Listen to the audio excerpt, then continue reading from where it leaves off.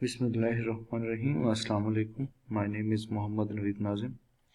Second year के lecture number 11 की तरफ मूव करेंगे, जिस पे हम एक्सरसाइज 7.3 की बात कर रहे थे। और एक्सरसाइज 7.3 रिलेटेड है स्केलर प्रोडक्ट के, जिसको हम डॉट प्रोडक्ट भी कहते हैं। आज हम इस लेक्चर में एक्सरसाइज 7.3 के क्वेश्चन नंबर 2, 3, 4 और साथ में अगर कोशिश करेंगे कि 5 को भी हम कर लें डिस्कस। देखते हैं हमारे पास ये क्वेश्चंस क्या कहते हैं। क्वेश्चन नंबर 2 की स्टेटमेंट है, calculate the projection of vector A along vector B and B vector along A when. अगर हमारे पास दो वेक्टर ए और बी दिए गए हो तो हमने फाइंड करना है projection of A along b and b along a. ये वाली बात आपके लिए नई नहीं है, आपने फर्स्ट ईयर में फिजिक्स में अपनी इससे रिलेटेड न्यूमेरिकल्स कर रखे हैं। जब हम projection of A along B की बात करते हैं तो it means that is equal to A dot B unit vector, और जब हम बात करते हैं बी अलोंग ए की तो वह है बी डॉट ए यूनिट वेक्टर। तो ए डॉट ए एज रहेगा B unit vector. Unit vector की इक्वेशन होती है vector divided by its magnitude, तो देगा A dot B over B magnitude, और projection of B along A होगा B dot A unit vector that is equal to B dot A over A magnitude. तो आप इस दोनों equation की तरफ आने से पहले आपको दो चीजें चाहिए। आपको ए डॉट बी चाहिए, आपको बी डॉट ए चाहिए, आपको वेक्टर ए की मैग्नीट्यूड चाहिए, आपको वेक्टर बी की मैग्नीट्यूड चाहिए। तो मैं सबसे पहले वेक्टर ए की मैग्नीट्यूड निकालता हूँ। मैग्नीट्यूड निकालने का तरीकाकार ये है कि आई के कोएफिशिएंट का स्क्वायर प्लस जे के कोएफिशिएंट का स्क्वायर प्लस के कोएफिशिएंट का स्क्वायर। तो यहाँ पे वही बात आई हुई है, आई का कोएफिशिएंट 1 है, 1 का स्क्वायर प्लस 0 का स्क्वायर प्लस माइनस 1 का स्क्वायर, तो ये स्क्वायर देता है आपको a is equal to a magnitude is equal to square root 2 के बराबर आता है। सेम एज इट इज हम वेक्टर बी की मैग्नीट्यूड फाइंड करेंगे, आई के कोएफिशिएंट का स्क्वायर प्लस जे के कोएफिशिएंट का स्क्वायर प्लस के कोएफिशिएंट का स्क्वायर। तो अगेन आपके पास बी वेक्टर की जो मैग्नीट्यूड है वो स्क्वायर रूट 2 के बराबर है। सेम एज इट इज हम बात करेंगे ए डॉट बी, वेक्टर ए की वैल्यू पुट करेंगे, दरमियान में डॉट मेंशन करेंगे, फिर वेक्टर बी की वैल्यू पुट करेंगे, इनका डॉट प्रोडक्ट लेंगे, आई कोएफिशिएंट आई से मल्टीप्लाई होगा, जे से मल्टीप्लाई होगा, के से मल्टीप्लाई होगा, क्योंकि आई डॉट आई मेरे पास 1 के बराबर होता है, जे डॉट जे 1 के बराबर होता है, के डॉट के 1 के बराबर होता है, और जो डिफरेंट होते हैं आई डॉट जे डॉट के डॉट आई वो 0 के बराबर होते हैं। तो मेरे पास ए डॉट बी की वैल्यू आ जाती है -1। हम ये बात जानते हैं कि जो स्केलर प्रोडक्ट है उसमें कम्यूटेटिव लॉ होल्ड करता है। Scalar product obeys the commutative law. तो अगर आप यहीं पे लिख दें कि A dot B is equal to B dot A, तो यहां से आपके पास बी डॉट ए वापस -1 के बराबर रहेगा। अगर ऐसा नहीं करना चाहते तो बी डॉट ए को आप बी की वैल्यू पुट करें, डॉट ए की वैल्यू पुट करें, इनका डॉट प्रोडक्ट लें, तो आपके पास -1 के बराबर आएगा। ये दोनों वैल्यूज आप इक्वेशन नंबर 1 में पुट करें। ए डॉट बी की वैल्यू है -1 और बी मैग्नीट्यूड है square root 2। Same as it is और projection of B along A की जब बात करते हैं इक्वेशन नंबर 2 में पुट करेंगे तो वो है B dot A that is again -1 और डिवाइडेड बाई ए मैग्नीट्यूड, तो वो स्क्वायर रूट 2 के बराबर है। इसके साथ आपका इस क्वेश्चन का पार्ट 1 सॉल्व हो चुका है। हम इसके पार्ट 2 की तरफ मूव करते हैं। पार्ट 2 में मेरे पास vector is equal to 3i प्लस j minus k and b is equal to -2i minus j plus k. तो मैंने प्रोजेक्शन फाइंड करने ए अलोंग बी और बी अलोंग ए। फार्मूला वही है, जब आप projection of A along b करते हैं तो ए डॉट बी यूनिट वेक्टर है, और जब projection of B along a करते हैं तो वो बी डॉट ए यूनिट वेक्टर है। तो ए डॉट बी यूनिट वेक्टर है b vector divided by its magnitude, और बी डॉट ए यूनिट वेक्टर बराबर होगा बी डॉट ए ओवर ए मैग्नीट्यूड। आप वेक्टर ए की मैग्नीट्यूड निकालें, आई के कोएफिशिएंट का स्क्वायर प्लस जे के कोएफिशिएंट का स्क्वायर प्लस के कोएफिशिएंट का स्क्वायर, तो देता है 9 + 1 10 11 स्क्वायर देता है आपको। सेम एज इट इज हम बात करेंगे वेक्टर बी के मैग्नीट्यूड की, तो उसमें भी बात करेंगे आई के कोएफिशिएंट का स्क्वायर प्लस जे के कोएफिशिएंट का स्क्वायर प्लस के कोएफिशिएंट का स्क्वायर, तो हमारे पास रिजल्ट आ जाता है स्क्वायर रूट 6 के। ए डॉट बी निकालेंगे, वेक्टर ए की वैल्यू पुट करेंगे, डॉट वेक्टर बी की वैल्यू पुट करेंगे, डॉट प्रोडक्ट लेंगे, 3 2s are -6 I dot I, फिर -1 इंटू जे डॉट जे और -1 इंटू के डॉट के।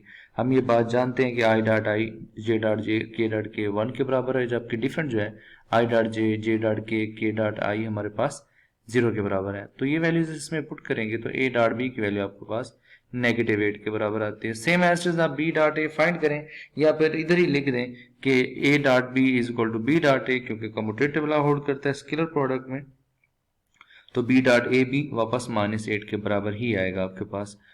ये दोनों वैल्यूज आप इक्वेशन नंबर 1 और 2 में पुट करें। Projection of A along B की इक्वेशन थी A dot B over B unit vector, तो ए डॉट बी की वैल्यू आपके पास -8 divided by B magnitude square root 6 के बराबर है। सेम एज इज ये वैल्यूज आप इक्वेशन नंबर 2 में पुट करेंगे तो उसमें आपका रिक्वायर्ड आंसर आता है -8 ओवर स्क्वायर रूट 11। अब हम मूव करते हैं क्वेश्चन नंबर 3 की तरफ। क्वेश्चन नंबर 3 में find a real number alpha so that the vectors u and v are perpendicular. अगर आपके पास दो वेक्टर u और v हैं और आपको ये बताया गया कि इसमें एक अननोन या कांस्टेंट एक अल्फा आ रहा है, इन दोनों वेक्टर्स में आपने इस अल्फा की वैल्यू फाइंड करनी है, जबकि आपको बताया जा रहा है कि वेक्टर u और वेक्टर v दोनों परपेंडिकुलर हैं। अगर u और v दोनों परपेंडिकुलर हैं तो हम ये बात जानते हैं कि अगर दो वेक्टर्स परपेंडिकुलर हो तो उनका डॉट प्रोडक्ट 0 के बराबर होता है। क्यों? क्योंकि u dot v is equal to u v cos theta. Perpendicular vector के लिए थीटा 90 डिग्री होता है, तो इस केस में cos 90 0 के बराबर होगा, तो डॉट प्रोडक्ट आपका 0 के बराबर आएगा। अगर अल्फा और u और v परपेंडिकुलर हैं, ऑब्वियसली इनका डॉट प्रोडक्ट 0 के बराबर होगा। ये बात हमें बताई गई है।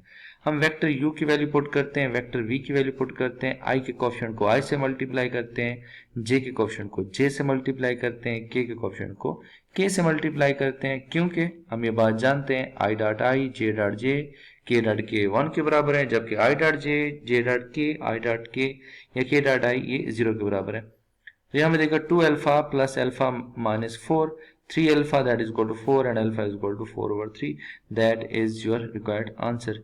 फिर हम इसी तरीके से इसका नेक्स्ट पार्ट है, उसमें भी हमने अल्फा ही फाइंड करना है और साथ में बताया गया है कि u और v दोनों परपेंडिकुलर वेक्टर्स हैं। अगर ये दोनों वेक्टर्स परपेंडिकुलर है तो ऑब्वियसली प्रीवियस क्वेश्चन की तरह इनका डॉट प्रोडक्ट 0 के बराबर होगा। तो अब हम इनका डॉट प्रोडक्ट लेते हैं, alpha i plus 2 alpha j minus k dot i plus alpha j plus 3k। i का कोएफिशिएंट i से मल्टीप्लाई होगा, j का कोएफिशिएंट j से मल्टीप्लाई होगा, k का कोएफिशिएंट k से मल्टीप्लाई होगा, क्योंकि i dot i j dot j k dot k 1 के बराबर होते हैं, जबकि i dot j j dot k and k dot i आपके पास 0 के बराबर होते हैं। तो ये देता है alpha plus 2 alpha square minus 3 that is equal to 0।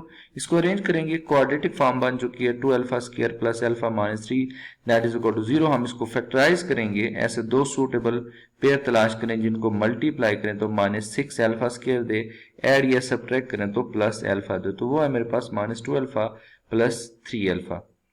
ये 2 अल्फा स्क्वायर एज इट रहेगा, ये -3 एज इट रहेगा, और -2 अल्फा प्लस 3 अल्फा इस अल्फा की जगह पे आप फैक्टर्स की जगह पे रिप्लेस कर देंगे। पहली दो टर्म में से आप 2 अल्फा कॉमन निकालें तो इधर बच जाता है अल्फा -1। नेक्स्ट टू टर्म में से आप 3 कॉमन निकालें तो इधर बाकी बच जाता है अल्फा -1। इन दोनों में से आप अल्फा -1 कॉमन निकालें तो रिमेनिंग आपके पास आ जाता है 2 alpha plus 3 that is equal to 0। इन दो नंबर्स का product equal to 0, it means alpha -1 is equal to 0 and 2 alpha plus 3 is equal to 0। Alpha की वैल्यू 1 के बराबर है और अल्फा की वैल्यू आपके पास दूसरी वैल्यू -3 ओवर 2 के बराबर आ जाएगी। नेक्स्ट मेरे पास क्वेश्चन नंबर 4 है, very important question according to examination point of view. Find the number z so that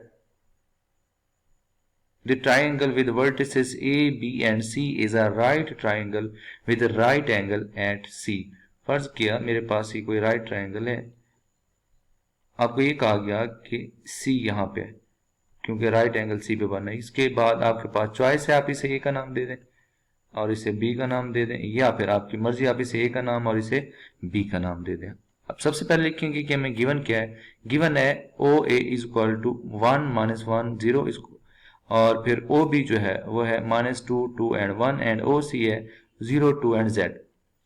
अब सबसे पहले अगर ये बात है कि C पे राइट एंगल बन रहा है तो मुझे ये पता चला है कि AC is perpendicular to BC। यहां से क्लियर नजर आ रहा है AC is perpendicular to BC। तो सबसे पहले हम AC की बात करते हैं। By definition of position vector AC is equal to OC minus OA। OC की वैल्यू पुट करते हैं माइनस OA की वैल्यू पुट करते हैं, इनको सब्ट्रैक्ट करते हैं तो देता है 0 -1। फर्स्ट कोऑर्डिनेट फर्स्ट में से माइनस होगा, सेकंड में से माइनस होगा, थर्ड में से माइनस होगा।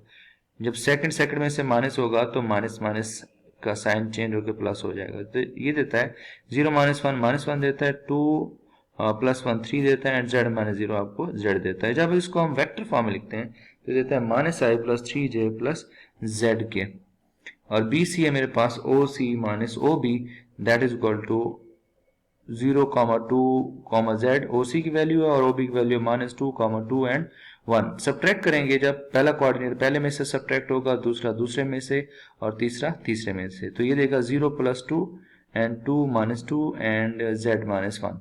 जब हम इसको वेक्टर फॉर्म में लिखते हैं तो ये देता है 2i + 0j + z -1 इंटू के। अब क्योंकि हमें ये बात क्लियर नजर आ रही है यहाँ से कि ए सी और बी सी एक दूसरे पे परपेंडिकुलर है, इस डायग्राम में AC is perpendicular to BC। अगर AC और BC एक दूसरे पे परपेंडिकुलर हैं तो फिर इनका डॉट प्रोडक्ट 0 के बराबर होगा। Since AC and BC are perpendicular, so AC dot BC is equal to 0। AC की वैल्यू पुट करेंगे, डॉट BC की वैल्यू पुट करेंगे, मल्टीप्लाई करेंगे I का कोएफिशिएंट I से, J का कोएफिशिएंट J से, और K का कोएफिशिएंट K से। जब मल्टीप्लाई होता है तो ये देता है -2 + 0 + z into z -1 that is equal to 0। Multiply करेंगे, z² - z और -2 अरेंज करेंगे, फैक्टराइज करेंगे, तो ये देता है z² - 2z + z -2 that is equal to 0। पहले दो नंबर में से हम z कॉमन निकालते हैं तो देता है z इंटू z -2। अगले दो नंबर में से हम 1 कॉमन निकालते हैं, देता है 1 इंटू z -2। दोनों में से z -2 हम कॉमन लेते हैं तो ये देता है z -2 into z + 1 that is equal to 0। दो नंबर्स का प्रोडक्ट अगर 0 के बराबर है, इट मीन्स कि इन दोनों में से कोई एक 0 है। z -2 इज इक्वल टू 0 और z + 1 इज इक्वल टू 0। तो यहाँ से z की दो वैल्यूज आ जाती है, -1 एंड +2। फिर very important short question, question number 5, हमें बताया गया है कि अगर आपके पास कोई वेक्टर v है जो ये तीन प्रॉपर्टीज को फॉलो कर रहा है, वेरीफाई कर रहा है, ये तीन प्रॉपर्टीज हमें गिवन है, और वो वी वेक्टर, उस वी वेक्टर का अगर हम i के साथ डॉट प्रोडक्ट लें तो 0 आता है, j के साथ डॉट प्रोडक्ट लें तो भी 0 आता है, और k के साथ डॉट प्रोडक्ट लें तो 0 आता है। तो हमने वो v फाइंड ही करना है जिसके बारे में यहाँ पे बात की है। हम लेट करते हैं vector v is equal to xi + yj + zk be a required vector. हमें गिवन है कि v डॉट i 0 के बराबर है, v की वैल्यू हमने लेट की हुई है xi + yj + zk dot i that is equal to 0। i को कोएफिशिएंट i से मल्टीप्लाई होगा तो ये i डॉट i 1 देता है, जब j और k से मल्टीप्लाई होगा तो ये 0 देगा, तो x की वैल्यू आपके पास 0 आ गई। सेम एज इट इज हम दूसरी प्रॉपर्टी का इस्तेमाल करेंगे, वो है v dot j that is equal to 0। v की वैल्यू है xi + yj + zk dot j जब मल्टीप्लाई होगा i से तो 0 देगा, j जब j के साथ डॉट प्रोडक्ट लेगा तो 1 देगा, और k डॉट j करेंगे तो 0 देता है। तो आपके पास y की वैल्यू भी 0 के बराबर आती है। सेम एज इट इज आपको दिए गए थर्ड प्रॉपर्टी कि v dot k is equal to 0, v की value xi + yj + zk dot k, जब इसका हम k के साथ डॉट प्रोडक्ट लेते हैं तो इन ये दो टर्म तो 0 हो जाएंगी, z इंटू 1 देता है तो z की वैल्यू आपके पास 0 आ जाती है। आपके पास x की वैल्यू भी आ गई, y की वैल्यू भी आ गई, z की वैल्यू भी आ गई, तो अपने रिक्वायर्ड वेक्टर में x, y और z की जगह पे आप ये वैल्यूज पुट कर दें तो v is equal to 0i + 0j + 0k आपका रिक्वायर्ड वेक्टर है। आज के लेक्चर यहाँ तक है। नेक्स्ट लेक्चर में इंशाल्लाह इसके रिमेनिंग क्वेश्चन को सॉल्व करेंगे। इन क्वेश्चन की प्रैक्टिस करें, बार बार सॉल्व करें। मिलते हैं नेक्स्ट लेक्चर में, तब तक के लिए अल्लाह हाफिज़।